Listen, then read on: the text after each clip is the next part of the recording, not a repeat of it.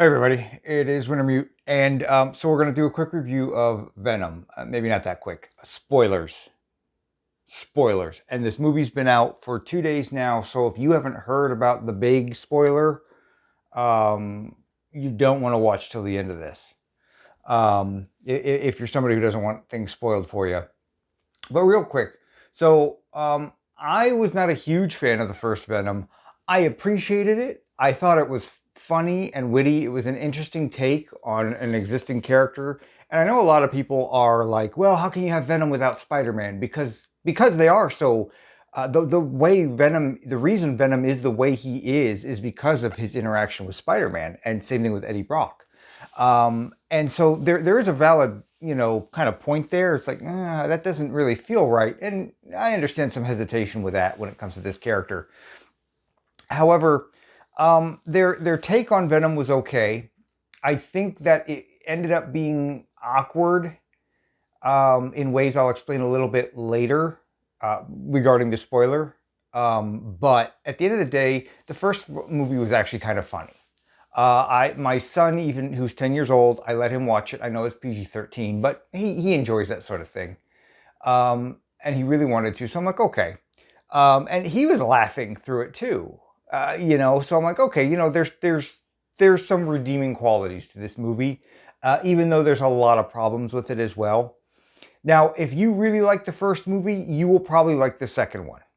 There's a lot of the same, especially when it comes to the interaction between Venom and Eddie Brock themselves. And in some ways, I was a little disappointed with that because it felt like they're going over stuff that they'd already gone over in the first movie, with them being at odds with each other. And it felt like they just kept that gag going a little too long to me. Now, that isn't to say that the interaction between them and Tom Hardy does a good job. He really does. And I mean, he is a good actor. He does a great job. There are some other good performances. Miss Chen, he has some standout scenes. That's generally accepted. That she's a great supporting character. Um, but and overall, as I'm watching the movie, there was nothing that happened that made me go, ugh, and kicked me out of the movie. Okay, well, I won't. I will take that back. During the final fight scene, there was one or two things which I will mention quickly in a bit. Um, but overall, the plot seemed like it took its time to let certain things develop. Um, and that's one thing that the first movie was lacking. And watching the first movie, you kind of ask yourself, man, how did Venom have such a change of heart so quickly? Well, then I found out not so long ago that there was 20 minutes cut from the movie, and a lot of that 20 minutes is showing how Venom and Eddie Brock start to develop and understand each other and come together, and it gives more weight to when Venom says, "Yeah, I don't want to destroy this world. I kind of like it here." It gives so those 20 minutes really made a difference in the character development of that character. Maybe it was good that they got cut, but you lose something when a lot of stuff gets cut sometimes. And I really think that I would not be surprised to find out that there was at least a half hour cut from this movie of character development, for several characters. Because sometimes characters do things that don't make a whole lot of sense. And you're kind of like, oh, okay. I mean, it kind of makes sense, but it's real weak. But then you get to a certain point where it's like, okay, why is she doing that? And there has to be some connecting scene there, some connective tissue that kind of he made it to the cutting room floor. So it didn't quite feel right when she said that, or this character said that. Um, Another big problem with the movie was the PG-13 and the fact that they took one of the most violent, horrible characters in the MCU, the overall Marvel comics, and cut him down to a PG-13. And they had him do some stupid things, and he should have done more. And a lot of people said, well, a lot of the violence was off camera and whatnot. And it's like, yeah, but you could still do that really well. You can still do that really well. One thing that I really feel that they should have done, which was a missed opportunity to just show just how much Carnage does not give a fuck, and how much oh God, I can't think of the guy's name. Serial killer that he merges with, just as like, yeah, I'm alpha now. I don't care. You ain't gonna stop me. He was breaking out of San Quentin, and he's and all the inmates start cheering him on, like yeah, yeah, yeah, yeah, because he's killing the guards. They should have had him turn around, and as they're cheering, he just gives this look at the other inmates, and he just kind of licks his lips, and then cut away, man. And you just just a quick shot of the inmates, kind of yeah, yeah, yeah, yeah, and then just cut away. There was not enough carnage for a character named Carnage. And he is established to be one of the most dangerous, vile villains in the MCU. So there could have been a little bit more. They needed, I think they needed a little more carnage. And you could have, that's the kind of scene that still would have been PG-13, but it would have given an aura of real dangerous, this ominous aura of extra dangerousness to him, where he just does not care. He just doesn't care. He has his own motivations, and he's going to do whatever it takes to get to those motivations. I do like that they gave him real motivations. It wasn't just the actual, and I know people on the fence about this. I've heard people talk about Cassius, I think his name was, and how his character didn't feel developed, or they hated that character. And then other people are like, oh no, are you kidding me? Woody Harrelson did a great job. I love that character. And I'm a little more in between. I definitely think there are aspects about that character that hit the cutting room floor. They do take some time to develop that character. They have this really neat kind of hand-drawn artistic scene where he's talking about his memories and what his childhood was like and certain things like that. And I'm like, okay, I like that. I like that they kind of stepped out of the mold and kind of gave you this scene that kind of made sense, because you're kind of seeing it through his eyes, like a child drawing with red ink. I like that. The overall CGI, a lot of people have a problem with the CGI. I don't. I don't think it's terrible. I don't think it's great. There was some, so all in all, it was enjoyable. Now, it really sucks that now I can really start nitpicking some scenes. But overall, like I said, I sat there and I watched the movie and I just enjoyed it. And by the time it was done, I'm like, what? If I watch this again, I know I'm going to pick even deeper things apart.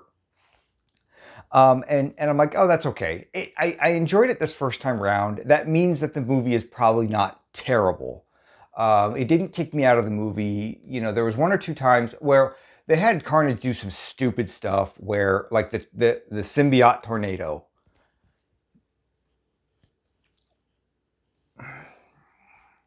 I just kind of sat there and went, okay, this is happening. Maybe this is something he does in the comics. I don't know. The symbiote tornado was kind of a killer. Like it's the closest I came to being kicked out of the movie, and just went stupid.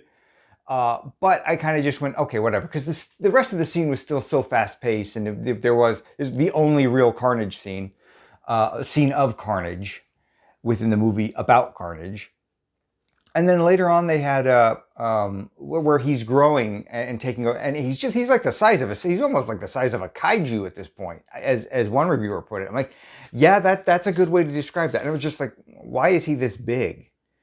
It's a bit much. I mean, there was a lot. He was very busy. Visually, he was very busy, and I think they should have toned that down. They should have made him a much physically a much more streamlined kind of nemesis character, and I think that would have worked a little bit better for them in the long run.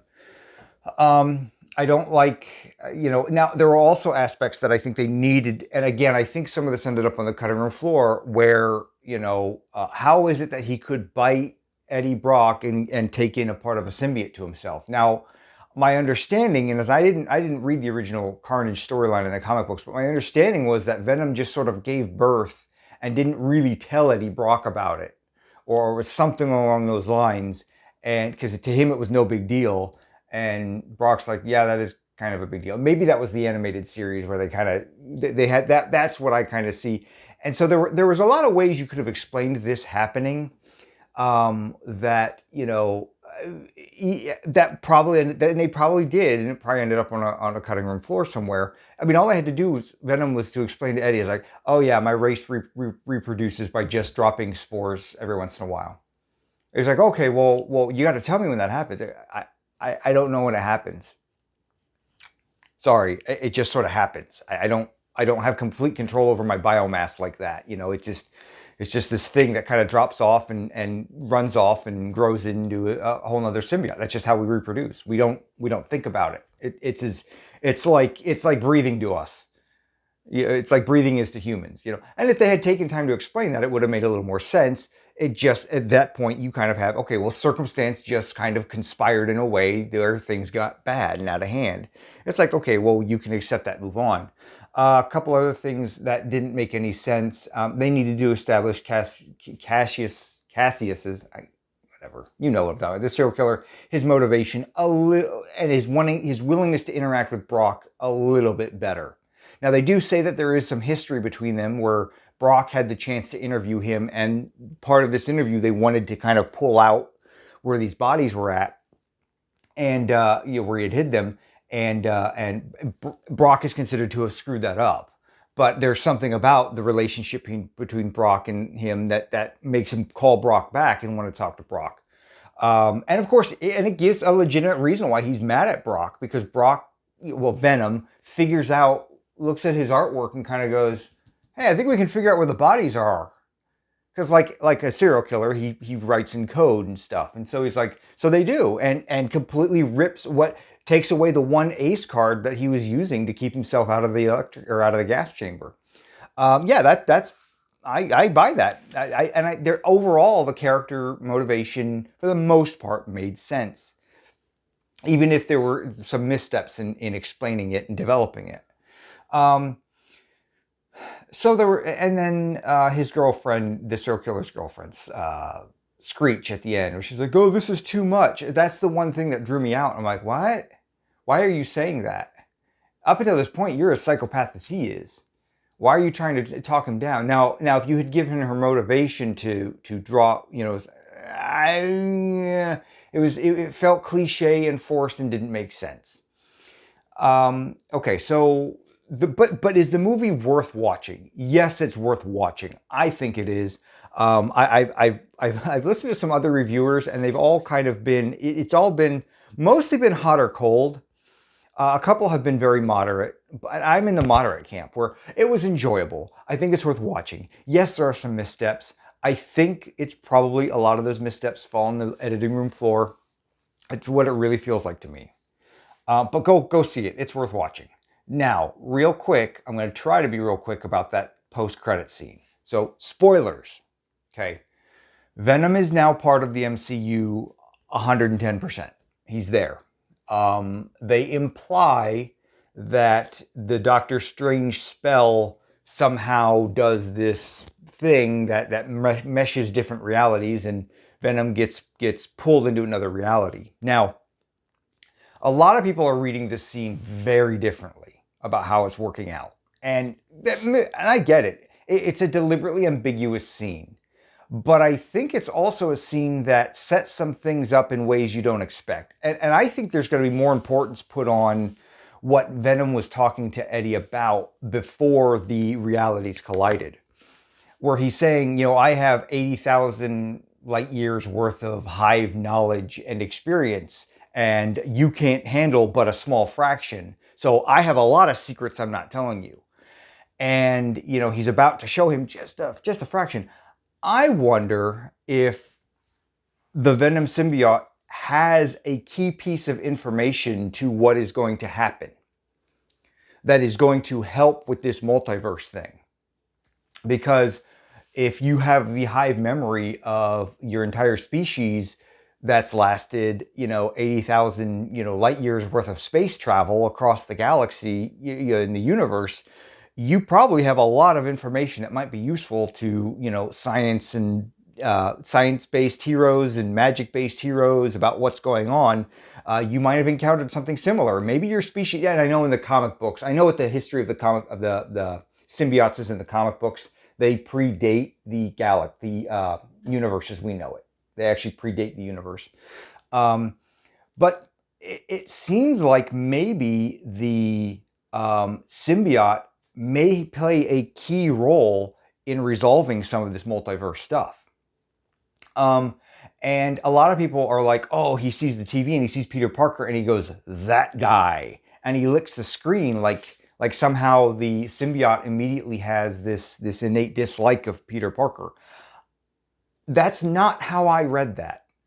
I read that because even though the transference, the realities kind of collide and mesh together, however they're going to end up explaining it, even though that kind of happened, the uh, they know, Eddie Brock and the symbiote know they're in a different reality.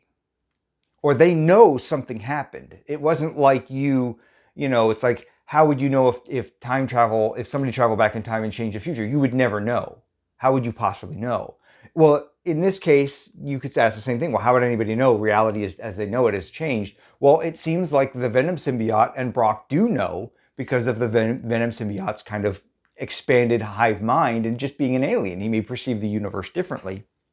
So with that in mind, I think that the spell that messed everything up by Doctor Strange, and I still think that that's probably what's going to happen. Inadvertently, Doctor Strange wasn't aware of what happened in Loki, or he wouldn't have done the spell. That's what I think the trip up is going to be. It's not going to be that Doctor Strange screwed it up because he screwed it up and was bad at it. I think he just didn't understand that there were other things going on in the multiverse that he had no idea about. And the events in Loki happened. He didn't know about the multiple realities now being created. When he cast that spell, it went haywire. And it kind of pulled in this Nexus event around Peter Parker, much like what happened in the Spider-Verse movie, where the reason so many Spider-Mans came in is because part of the event was focused on Peter Parker, and so it pulled in other versions of Spider-Man. Otherwise, what are the odds? Same thing here. Venom saw Peter Parker and realized, oh, that guy, he's the nexus of whatever just happened. He's the reason, or part of the reason, and it kind of centers around him.